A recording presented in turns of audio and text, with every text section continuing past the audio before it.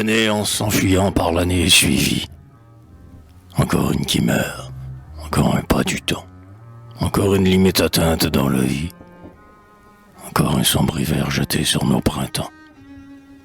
Le temps, les ans, les jours, mots que la foule ignore, mots profonds qu'elle croit, d'autres mots pareils, quand l'heure tout à coup lève sa voix sonore, combien peu de mortels écoutent ses conseils.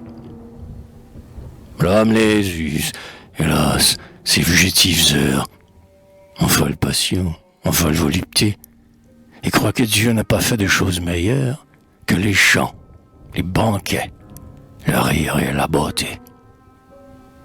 Son temps dans les plaisirs s'en va sans qu'il y pense. Imprudent. Est-il sûr de demain? D'aujourd'hui? En dépensant ses jours, sait-il ce qu'il dépense? Le nombre en est compté par un autre que lui. À peine lui vient-il une grave pensée, quand, au sein du festin qui satisfait ses vœux, ivre, il voit tout à coup de sa tête affaissée tomber en même temps les fleurs et les cheveux. Quand ses projets hâtifs l'un sur l'autre s'écroulent, quand ses illusions meurent à son côté, quand il sent le niveau de ses jours qui s'écoulent baisser rapidement comme un torrent d'été, alors en chancelant il s'écrie, il réclame, il dit: ai-je donc bu toute cette liqueur? Plus de vin pour ma soif, plus d'amour pour mon âme. Qui donc vide à la fois et m'a coupé mon cœur? Mais rien ne lui répond. Triste, le front blême, de ses débiles mains, de son souffle glacé, vainement il remue, en s'y cherchant lui-même, ce tas de cendres éteint qu'on nomme le passé.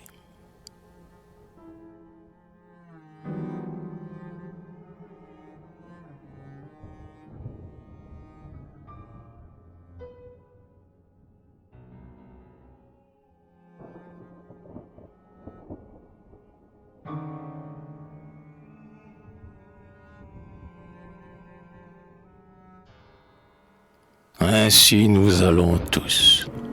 Et vous dont l'âme est forte, vous dont le cœur est grand, vous dites: que m'importe si le temps fuit toujours, et si toujours un souffle emporte quand il passe, pêle-mêle à travers la durée et l'espace, les hommes et les jours. Car vous avez le goût de ce qui seul peut vivre. Sur Dante ou sur Mozart, sur la note ou le livre, votre front est courbé. Car vous avez l'amour des choses immortelles. Rien de ce que le temps porte sur ses ailes des vôtres n'est tombé.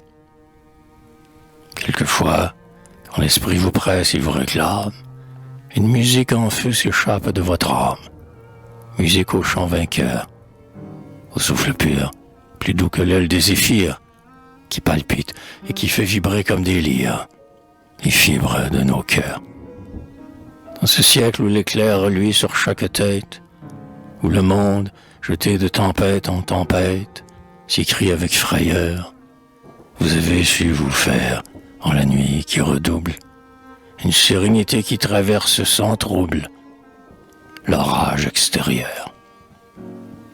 Soyez toujours ainsi, l'amour d'une famille, le centre autour duquel tout gravite et tout brille, la sœur qui nous défend.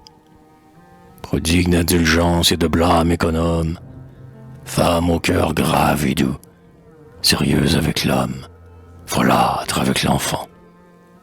Car pour garder toujours la beauté de son âme, pour se remplir le cœur, riche ou pauvre, homme ou femme, de pensées bienveillantes, vous avez ce qu'on peut, après Dieu, sur la terre, contempler de plus saint et de plus salutaire, un père en cheveux blancs,